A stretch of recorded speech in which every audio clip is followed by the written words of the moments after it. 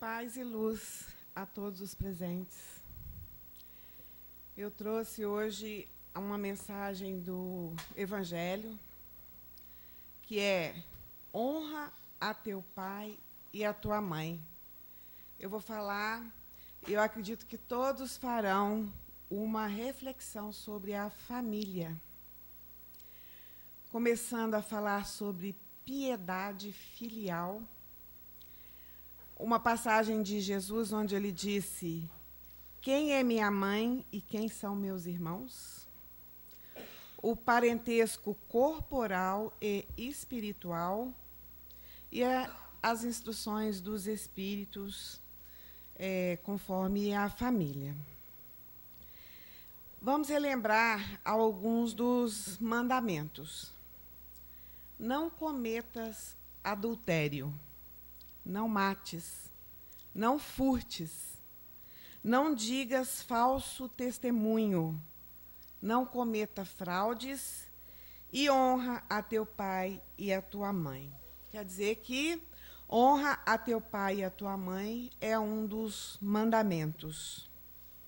Honrarás a teu pai e a tua mãe para teres uma dilatada vida sobre a terra que o Senhor teu Deus te há de dar. Bom, piedade filial. O mandamento honra teu pai e a tua mãe é uma consequência da lei geral da caridade e do amor ao próximo, porque não se pode amar ao próximo sem amar aos pais. Mas o imperativo honra implica um dever a mais para com eles, o da piedade filial. Se a gente tem que amar ao próximo, né, quem foram, né, ou quem são, durante toda a nossa vida, o nosso próximo, né? Vai começar pela mãe, que é quem nos acolheu, foi quem cuidou da gente, o pai que também cuidou da gente, nos proporcionaram o que eles tiveram de melhor. Então, o amor ao próximo começa com os nossos pais. Deus quis demonstrar assim que ao amor é necessário juntar respeito, a estima, a obediência e a condescendência, que é a benevolência, o que implica a obrigação de cumprir para com eles, de maneira ainda rigorosa, tudo o que a caridade determina em relação ao próximo. Então, tudo que a gente tem para oferecer de amor, as primeiras pessoas, as que mais merecem tudo que a gente tem de melhor, são os nossos pais. Porque foram eles que nos ensinaram, foram eles que nos encaminharam e eles que nos ajudaram a construir quem nós somos hoje. Então, se a gente tem alguma coisa para oferecer de bom, que eles sejam os primeiros da fila a receber, porque é mérito deles. Esse dever de amar aos pais, né, estende naturalmente às pessoas que se encontram, né, como pais. E também às pessoas que fazem o papel de pais, porque nem todo mundo tem pais, né? Existem as avós que cuidam das crianças, os substitutos, os padrastos, as madrastas, os tios, os parentes, ou mesmo os adotantes, né? Existem pessoas que ficam, às vezes, no lugar dos pais. E essas pessoas também merecem o respeito de quem recebeu o carinho deles. E essas pessoas substitutas, o mérito delas é maior ainda, né? Porque elas estão fazendo um papel que, naturalmente, seria do outro, né? Quem pariu Mateu, que o embale, né? E, no caso, não foram eles os substitutos que fizeram a criança, né? mas estão ali trabalhando e o mérito, então, é até maior. Deus pune sempre de maneira rigorosa toda violação desse mandamento. Então, é um mandamento imperativo, né? A gente tem que devolver aos pais toda a gratidão que nos foi atribuída, né? Todo bem que nos foi atribuído, a gente tem que transformar em gratidão para com os nossos pais.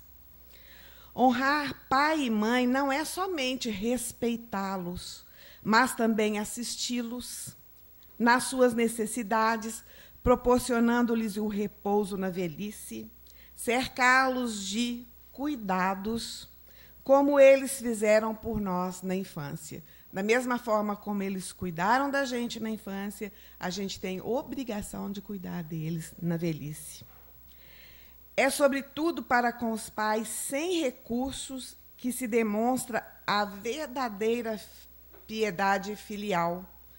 Existem muitos pais com muitos recursos que são cercados pelos filhos por interesse. A gente vê isso. E muitos pais sem bens materiais que são abandonados nos asilos porque não interessa aos filhos cuidar deles, né? Isso a gente vê muito no nosso mundo.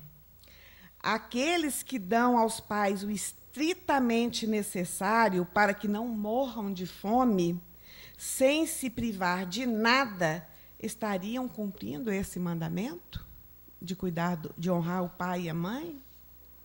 Alguns relegam os pais aos piores cômodos da casa, apenas para não deixá-los na rua, e reservando para si mesmos os melhores aposentos, os mais confortáveis. O certo seria dar o que a gente tem de melhor aos pais da gente, né? O melhor cômodo da casa, o maior conforto. Muitas vezes ainda o fazem de má vontade, sendo os pais obrigados a pagar o que lhes resta da vida com a carga de serviços domésticos. Quantos pais e mães ainda trabalham para os filhos que estão com saúde, estão aptos a cumprir a função doméstica, mas empurram para os seus pais que já estão velhos e cansados. É, então, justo que pais velhos e fracos tenham que servir a filhos jovens e fortes? Isso é justo? A mãe lhes teria cobrado leite quando ainda estava no berço? Teria, por acaso, contado as suas noites de vigília quando eles ficavam doentes, contavam os pais os passos para proporcionar-lhes o cuidado necessário? Quanta coisa os pais da gente fizeram por nós e que a gente não tem noção do esforço que foi, de todas as noites. Eu tenho uma amiga que o filho dela se desentendeu com ela por uma questão totalmente assim, pessoal mesmo. E ela fala comigo assim: nossa, se ele soubesse como eu lembro de eu limpando a bundinha dele, de eu trocando a fraldinha dele, de eu levando ele ao médico, ele não tem noção de tanto carinho que eu dei a ele quando ele era criança. E acontece, a gente vê muito, filhos que depois de passar por todo esse carinho, de receber tudo do bom e do melhor dos pais, por não concordar, às vezes, com uma coisa pequena, são capazes de cortar laços afetivos com os pais, não têm tolerância com eles e se esquecem desses detalhes. O que é uma mãe carregar um filho na barriga, 9 meses, passar pelo parto, passar por noites sem dormir, trocar as fraldinhas, ter o cuidado de não deixar acontecer nada com eles e, ainda por cima, trabalhar, se privar de muitas coisas para poder levar para os filhos aquilo que poderia estar sendo desfrutado, né, pelos pais, e quanta coisa os pais abrem mão para poder ceder para os filhos. Então, não é só o estritamente necessário que os filhos devem aos pais. Devem fazer por eles o que puderem, assim como eles fizeram por nós. As pequenas alegrias, o supérfluo, as amabilidades, os cuidados carinhosos, que são apenas os juros do que receberam, o pagamento de uma dívida sagrada. Essa é a piedade filial aceita por Deus. Infeliz aquele que se esquece da sua dívida para os que o sustentaram na infância, os que, com a vida material, lhe deram também a vida moral. O que a gente sabe, né, a nossa formação moral, quem nos deu foram os nossos pais, os nossos avós. A formação moral ela é construída, primeiramente, com a família, e que frequentemente se impuseram a duras privações para lhe assegurar o bem-estar. O que um pai e uma mãe não são capazes de fazer para assegurar o bem-estar dos filhos? Ai do ingrato, porque ele será punido pela ingratidão e o abandono. Será ferido nas suas mais caras afeições, às vezes desde a vida presente, mas de maneira certa noutra existência. Ou seja, se você abandonar nessa vida, mesmo que você não pague nessa vida, pode esperar que lá na frente vai lhe ser cobrado esse defeito, esse erro cometido na vida, porque ele é sagrado. Certos pais descuidam de seus deveres. Isso a gente sabe, que os pais não são perfeitos. Muitos pais abandonam os filhos, tanto é que eles precisam dos substitutos, né? As avós, hoje em dia, estão substituindo muitos pais, né? E crianças abandonadas, pessoas que ajudam, de alguma forma, tios e tias. E, então, há muitos pais abandonando os filhos. Um filho abandonado deve ter ódio do seu pai ou da sua mãe por ter sido abandonado? Cabe a Deus, compete a Deus puni-los, e não aos filhos. Quer dizer que a gente não precisa julgar os pais que foram negligentes, porque Deus está ali, o Pai vai julgar esses pais. Então, não cabe aos filhos que foram abandonados a censurá-los, pois que talvez eles mesmos fizeram por merecer assim.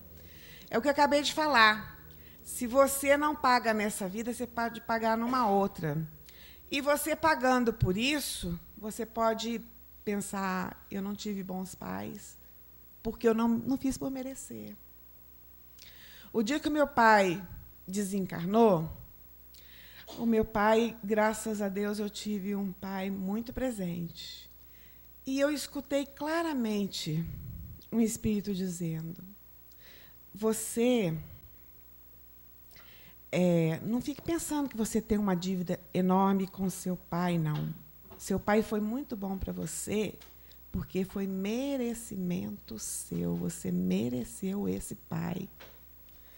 Então, eu jamais me esqueci dessa voz que me disse isso.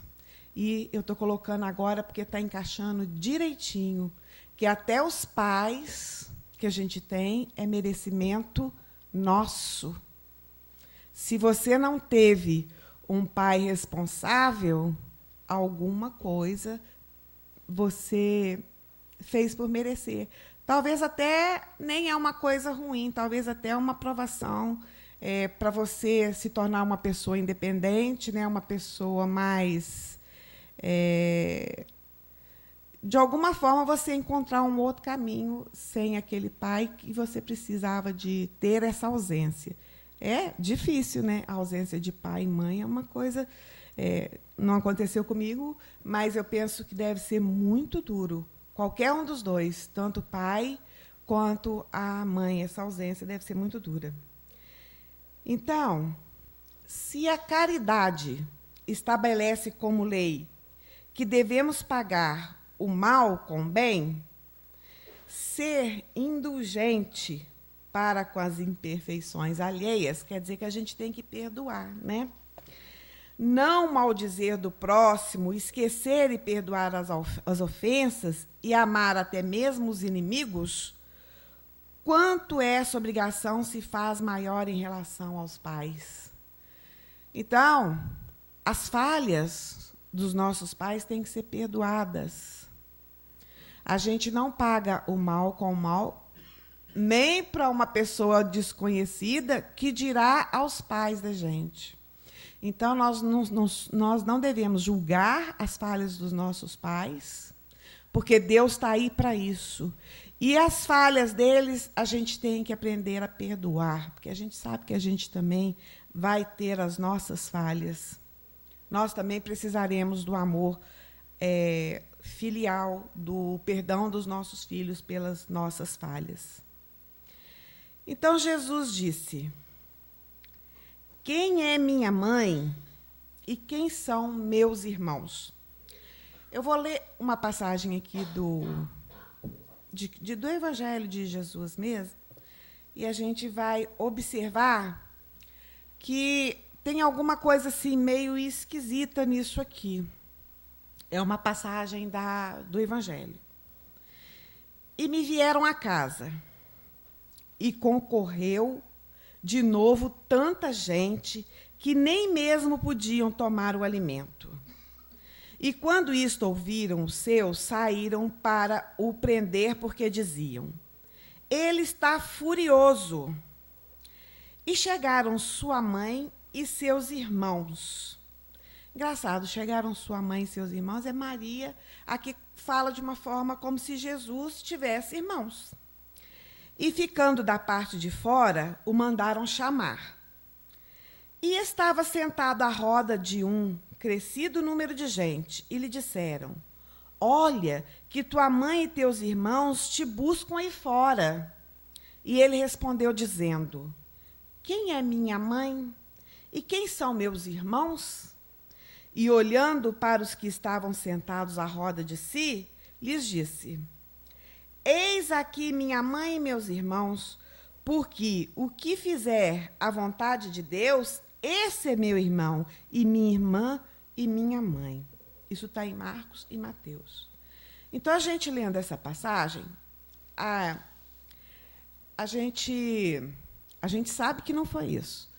Mas a gente tem a impressão de que a mãe de Jesus chegou lá fora, chamou por ele, os irmãos dele chamaram por ele, e ele falou que não, ela não é minha mãe, nem minha mãe e meus irmãos são esses que estão aqui a me seguir. Então, a gente pensando isso, as pessoas que contradizem Jesus, né, se aproveitam dessa passagem para dizer que ele renegou a mãe dele.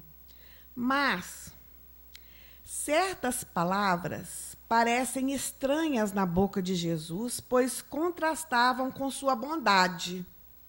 Se fosse assim, ia contrastar com a bondade de Jesus, né, se ele tivesse renegado a mãe.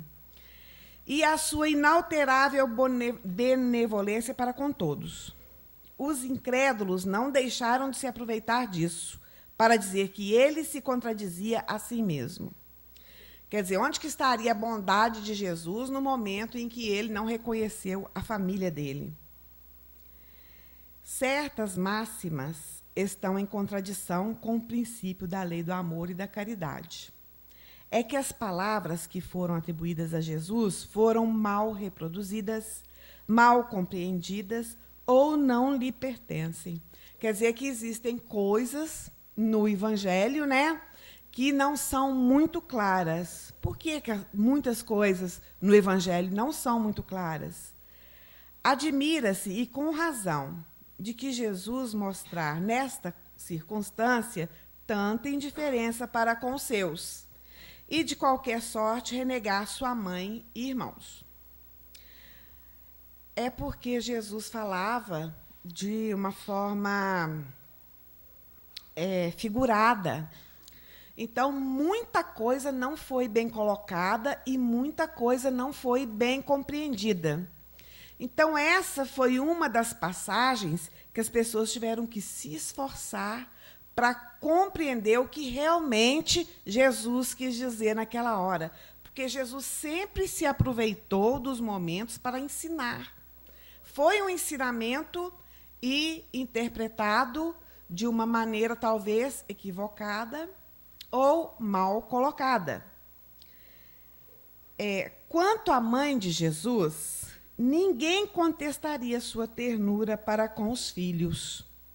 Já os referidos irmãos não se fizeram discípulos deles. A solicitude da mãe de Jesus era o sentimento dominante dela, mas não se sabe se ela seguia seus ensinos, nem que se desse o testemunho dele como fez João Batista.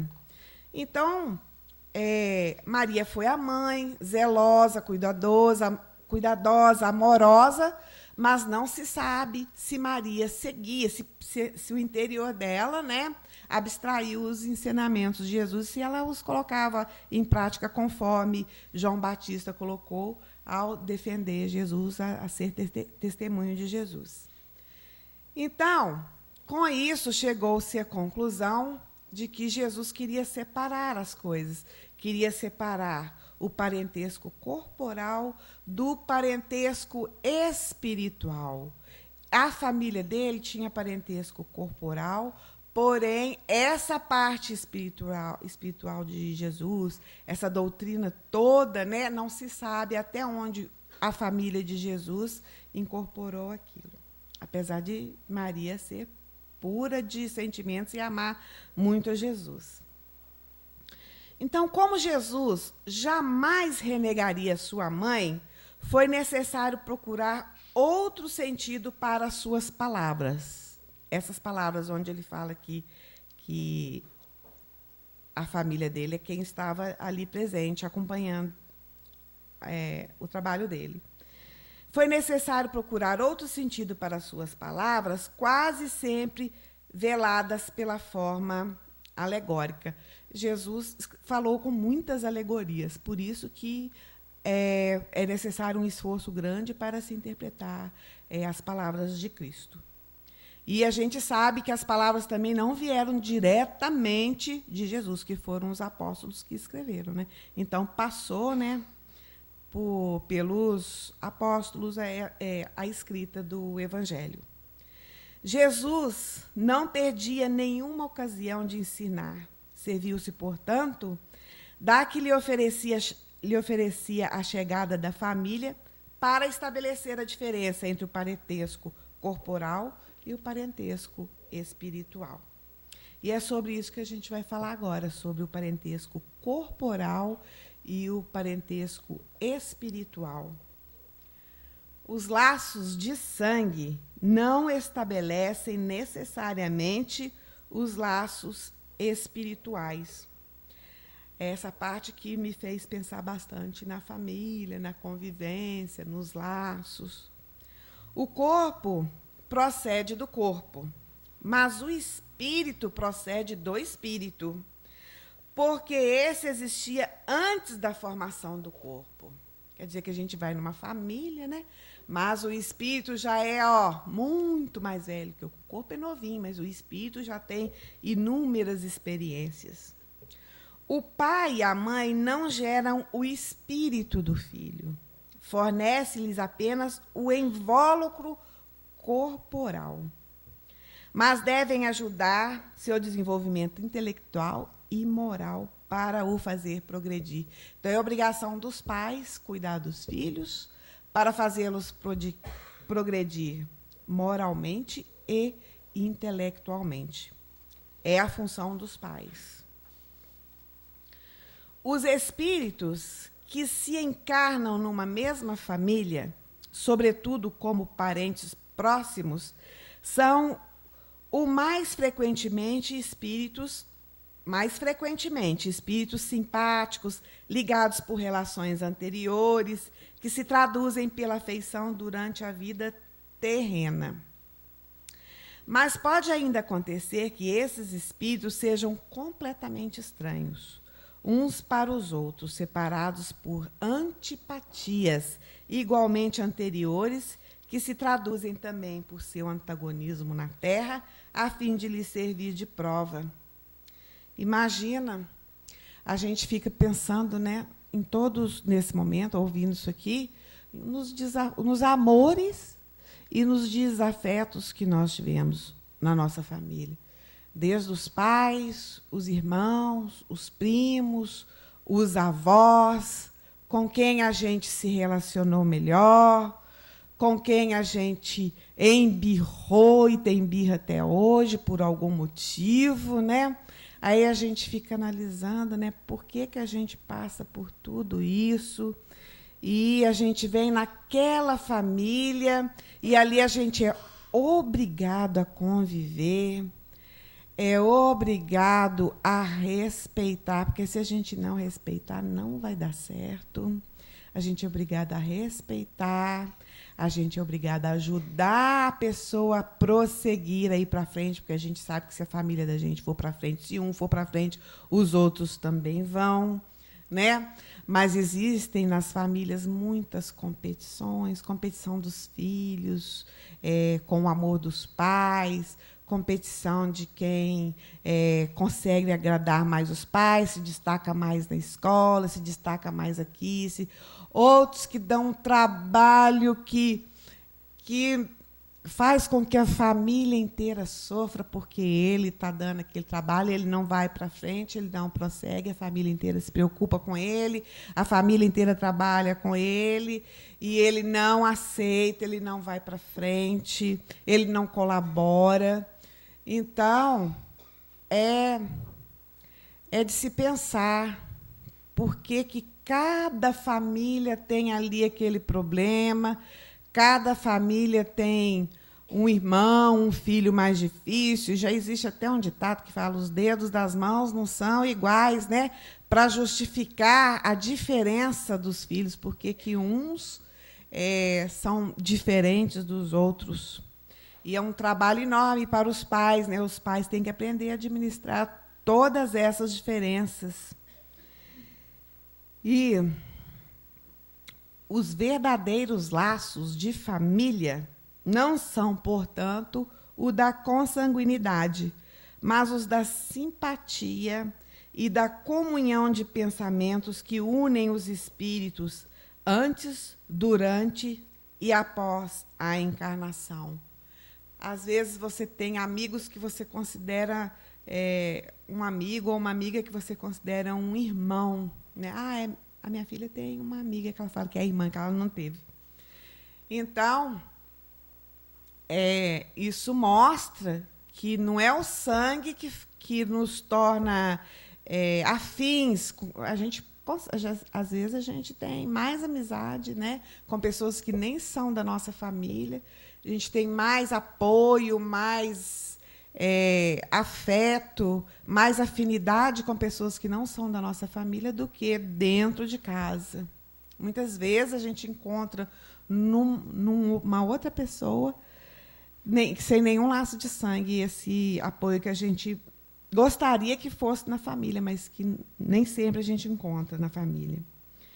Então, de onde se segue que dois seres nascidos de pais diferentes podem ser irmãos pelo espírito, do que se fossem pelo sangue. Podem, então, atrair-se, procurar-se, tornar-se amigos, enquanto dois irmãos consanguíneos podem repelir-se, como vemos todos os dias isso acontecer. Então, eu penso que a gente sabe que existe uma família espiritual nos esperando, né? Da mesma forma como tinha uma família na Terra nos esperando, né? Após a encarnação, essa família vai estar nos aguardando da mesma forma. Então, as pessoas elas vão reencarnando, né, conforme as suas necessidades. E os desafetos, os ódios, os desencontros têm que ser reparados, Por isso a gente reencarna sem memória. Porque imagina se você se lembrar de alguma coisa que alguém tenha feito a você e que tenha te desagradado muito.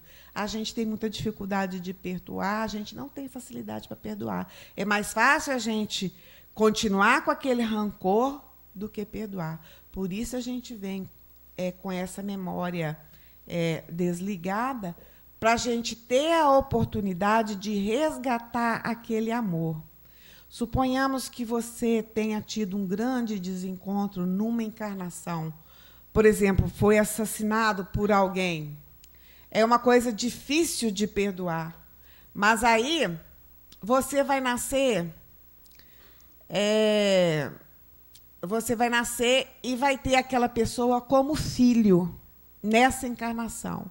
Olha a diferença. Você vai abraçar aquele bebê, você vai cuidar daquele bebê, você vai amar aquele bebê, você vai querer o bem dele, você vai trabalhar, vai fazer de tudo para ele crescer, para ele ser feliz, para ele progredir. Olha o que você está dando para ele, né? Sem saber que ele é aquele lá de trás.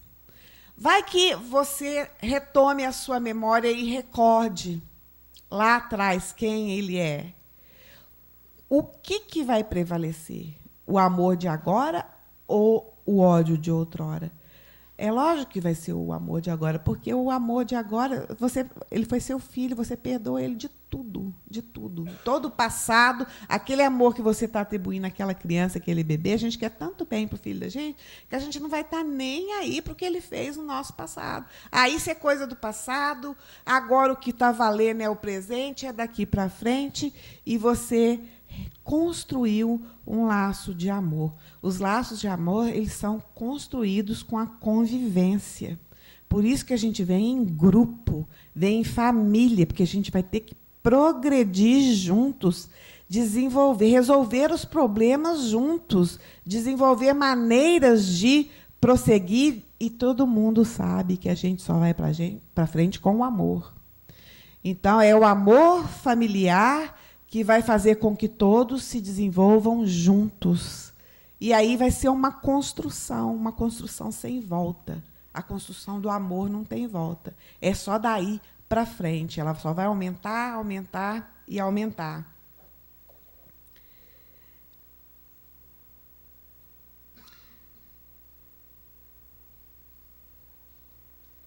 O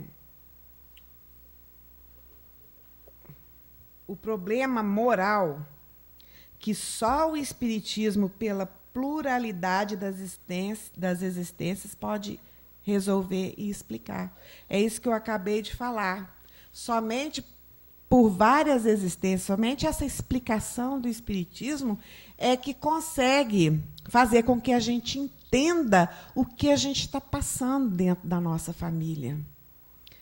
Porque a gente olhando lá na frente e vendo que existem muitas existências e que a gente vai ter oportunidade de resgatar as nossas diferenças com os nossos irmãos, é que a gente entende por que na família existem esses conflitos, existem essas dificuldades e para que serve a família e por que nós estamos juntos.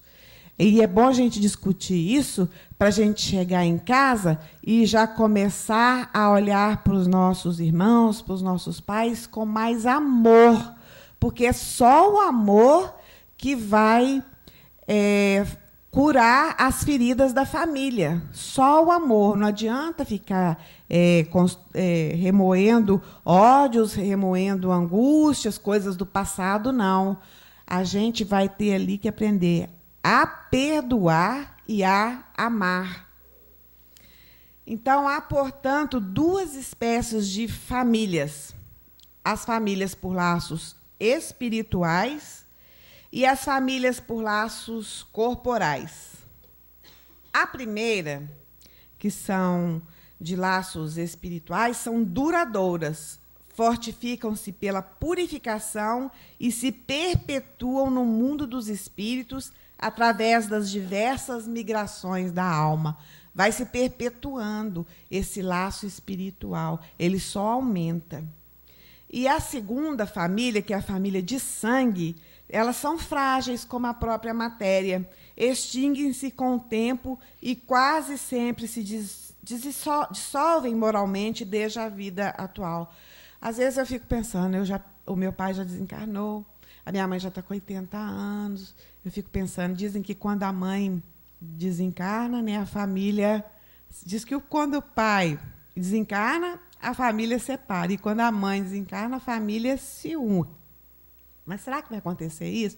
A gente já está numa idade que está indo cada um para um lado. Aí eu fico pensando, nossa, nunca mais eu vou ter essa minha família do meu pai, da minha mãe, da gente reunido na mesa, da gente junto. Então, é uma realidade. Todo mundo vai desencarnando e essa família você não vai ter nunca mais. Você vai ter outras famílias, mas essa aqui é única. Então, foi uma oportunidade única que vocês tiveram de juntos construírem um amor entre vocês. Então, a gente tem que aproveitar a família que a gente tem agora, porque depois não vai ter jeito mais, né? Então, essa família de sangue, ela vai se dissolver. O que vai sobrar? Vai sobrar o amor que vocês construíram juntos, né? Então, foi o que Jesus quis fazer, compreender, dizendo aos discípulos: eis minha mãe e meus irmãos, ou seja, a minha família pelos laços espirituais, pois quem quer que faça a vontade de meu Pai, que está nos céus, é meu irmão, minha irmã e minha mãe. Foi isso que ele quis dizer, que a família que estava lá fora era a família de sangue, mas que a família dele que estava acompanhando ele era a família espiritual dele.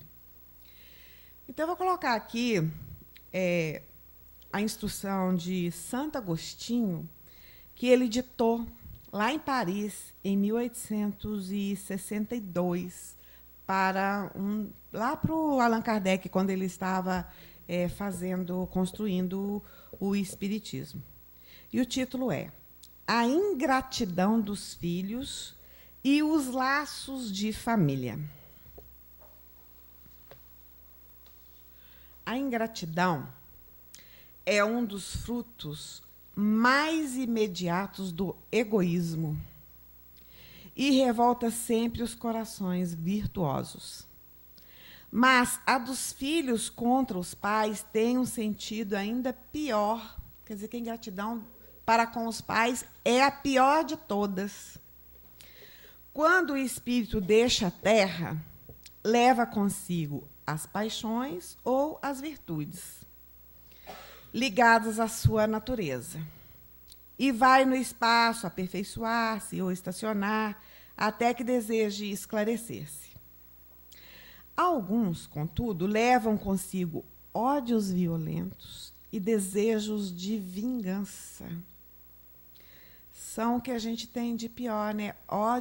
Ter ódio de alguém e desejar vingar alguma coisa que a gente não tenha concordado. Eu acho que é o que a gente tem de pior. Então, tem gente que leva isso consigo. Tanto é que existem as obsessões, né? Leva isso e fica ali atormentando o próximo. São as causas das obsessões. Há algum deles, porém, mais adiantados. Os espíritos mais adiantados não levam consigo esse ódio, não ficam obsidiando, não ficam tentando. Eles conseguem ir para frente.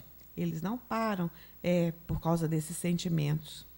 Então, eles reconhecem que esses efeitos morais, né, de ódio, de vingança, que isso fere moralmente e que não é uma coisa boa para a gente resolver os problemas da gente.